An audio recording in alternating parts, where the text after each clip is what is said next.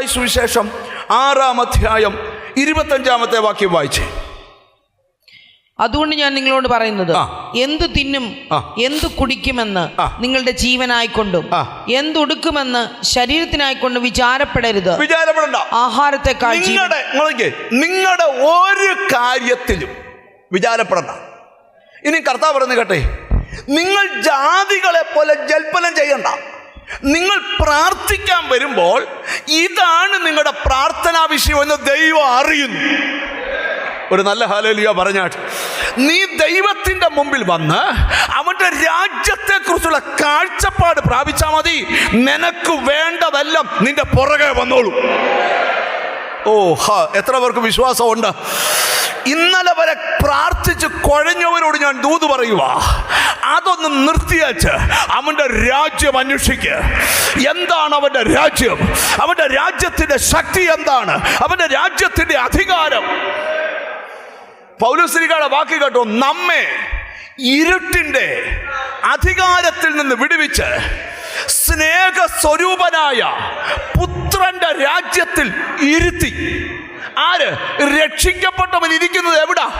പുത്രന്റെ രാജ്യത്തിലാ. അതായത് ദൈവരാജ്യം. ഒരുത്തൻ രക്ഷിക്കപ്പെടുന്ന അന്ന് മുതൽ അവൻ ദൈവരാജ്യത്തിന്റെ ശക്തി അനുഭവിക്കാൻ തുടങ്ങും.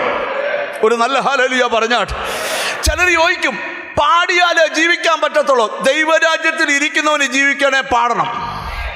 പ്രാർത്ഥിച്ചാലേ ജീവിക്കാൻ പറ്റത്തുള്ളൂ? അത് ദൈവരാജ്യത്തിൽ ഇരിക്കുന്നവന് ജീവിക്കാൻ പ്രാർത്ഥിക്കണം. കാരണം അവൻ ഇവിടുത്തുകാരനല്ല, അവൻ പരദേശിയാ. അവനൊരു പൗരത്വമുള്ളത് സ്വർഗത്തിലാണ്. അവിടുന്ന് എൻ്റെ കർത്താവ് വരും. എന്തിനാ? ആ പൗരത്വം ഫുൾഫിൽ ചെയ്യാൻ. ഹല്ലേലൂയ. സത്യത്തിൽ നമ്മൾ ആസ്വദിച്ച് ജീവിക്കേണ്ടവരാ. നമ്മളാന്നേ ഉള്ള ടെൻഷനും എല്ലാം കൂടെ. ഇപ്പം ദൈവരാജ്യം പറഞ്ഞ ആത്മാവിലാകത്തില്ല. പിശാച് നിന്റെ വീട്ടുവാതിക്കൽ നിൽക്കുന്നതെന്ന് പറഞ്ഞാൽ ഇവിടെ ഇന്ന് ഇവരെല്ലാം കൂടെ ഡ്രമ്മും കീബോർഡും അടിച്ച് നിങ്ങളെല്ലാം കൂടെ കൈയടിച്ച് കസേര മറിച്ച് ഇളക്കി മറിക്കും. പക്ഷെ ഇതറിയത്തില്ല. അതാ പ്രശ്നം. പിടി കിട്ടിയോ? ഇപ്പൊ ബൈബിളിന്റെ സിസ്റ്റം കേട്ടോ. നിന്റെ അകത്ത് ഈ രക്ഷിക്കപ്പെട്ട ഒരുവന്റെ പ്രത്യേകത പറയാമോ? അവൻ ഇങ്ങനെ അടുത്ത ആളിൽ രക്ഷിക്കപ്പെടണമെന്നാ. നിങ്ങൾക്ക് അങ്ങനെ ആവേശം ഉണ്ടായിട്ടുണ്ടോ?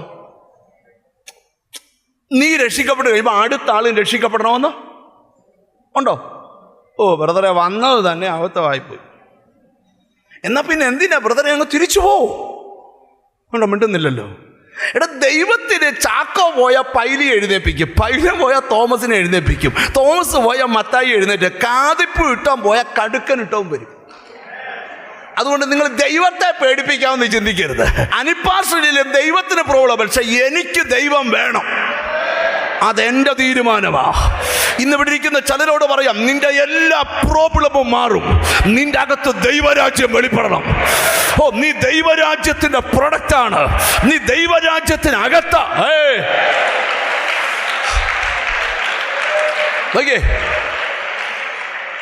ഇനി ഞാൻ ദൂതിലോട്ട് വരട്ടെ. ഇന്ന് സ്തോത്രം കുറയുന്ന ഭാഗമാണ്, പക്ഷെ സ്തോത്രത്തിലോട്ട് വരും. ഇപ്പം പൗലോസ് റോമിലെ സഭയോട് ഈ രാജ്യം എന്താന്ന് വെളിപ്പെടുത്തുക. ദൈവരാജ്യം ഭക്ഷണമല്ല, പാനീയമല്ല, നീതിയും സമാധാനവും പരിശുദ്ധാത്മാവിലെ സന്തോഷവും. ഇന്ന് പകൽ ആർക്കും നിന്റെ മുഖം വാട്ടാൻ പറ്റത്തില്ല. നിന്റെ അകത്ത് വ്യാപരിക്കുന്ന സന്തോഷം. Thank you holy spirit. Thank you lord. സാഹചര്യങ്ങളെ മറക്കൂ, സാഹചര്യങ്ങളെ മറക്കൂ, പ്രതിസന്ധികളെ മറക്കൂ. നമുക്കന്ന് ഒത്തിരി പേർക്ക് ആരോഗ്യ പ്രശ്നമുള്ളവരുണ്ട്. ആരോഗ്യ പ്രശ്നം ഉള്ളവരുണ്ട്. ഇപ്പം ഞാൻ ലാലുവിനെ കാണുമ്പോൾ ലാലുവിന് ഒരു ആരോഗ്യ പ്രശ്നമില്ല, നല്ല അടിപൊളിയായിട്ടാണ് ഇരിക്കുന്നത്. കണ്ടോ?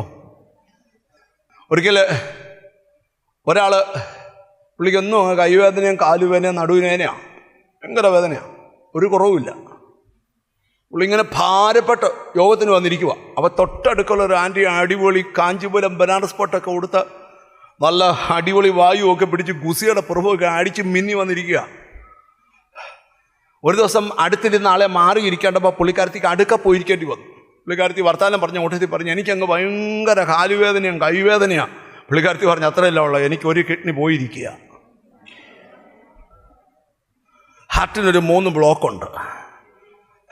നടക്കുമ്പോൾ കിതയ്ക്കുന്നുണ്ട്, കിടക്കാൻ പറ്റത്തില്ല, ഞാൻ ചാരി ഇരുന്ന് ഉറങ്ങുന്നു. ഇത്രയും കട്ടപ്പോൾ പുള്ളിക്കാരത്ത് പറഞ്ഞ് കാലുവേദനയാണ് നല്ലേ. നിങ്ങൾ എന്നെ ഒന്ന് ശ്രദ്ധിച്ചിരിക്കണം. ചിലർ ചുമ്മാതെ എല്ലാ ആഴ്ചയും ചെക്കപ്പാ. ചിലർ ഇല്ലാത്ത രോഗം അങ്ങോട്ട് ചോദിച്ച് വാങ്ങിച്ച് വടി വെട്ടി അടി വാങ്ങിക്കും. ഞാൻ ഈയൊരു ഡോക്ടറെ കാണാം. അപ്പം ഡോക്ടറോട് ഞാൻ ചോദിച്ചു, ഡോക്ടർ എനിക്ക് കുറച്ച് ടെസ്റ്റ് എഴുതി, ഇന്ന ടെസ്റ്റ് എഴുതിയപ്പോൾ ഞാൻ ഡോക്ടറോട് ചോദിച്ചു, ഡോക്ടർ എന്തെങ്കിലും ടെസ്റ്റ് നടത്തി? പുള്ളി പറഞ്ഞു, ഇന്ന് വരെ ഒരു ടെസ്റ്റ് ഞാൻ നടത്തിയിട്ടില്ല. ഞാൻ കൈ കൊടുത്ത ഡോക്ടർ നിങ്ങൾ മിടുക്കനാ, എന്നെ കൊണ്ട് ടെസ്റ്റ് ചെയ്യിക്കുകയും പുള്ളി ഒരു ടെസ്റ്റ്. മിടുക്കന്മാരങ്ങനെ. നീ ഓക്സിജൻ വളർന്നുകൊണ്ട്, BP അളന്നുകൊണ്ട്, ഷുഗർ വളർന്നുകൊണ്ട്, ഓരോ ദിവസവും കൗള് ഓട്ടി യോഗത്തിന് വന്നിരുന്നോണ്ട് വെറുതെ മൊത്തത്തിൽ മടുപ്പ. എങ്ങനെ മടുക്കായിരിക്കുന്നു? കാരണം നിന്റെ അകത്ത് വേണ്ട എനർജി വരുന്നില്ലല്ലോ. അതെവിടാ? അത് വരണേ നീ ദൈവരാജ്യത്തിന്റെ വെളിപ്പാട്.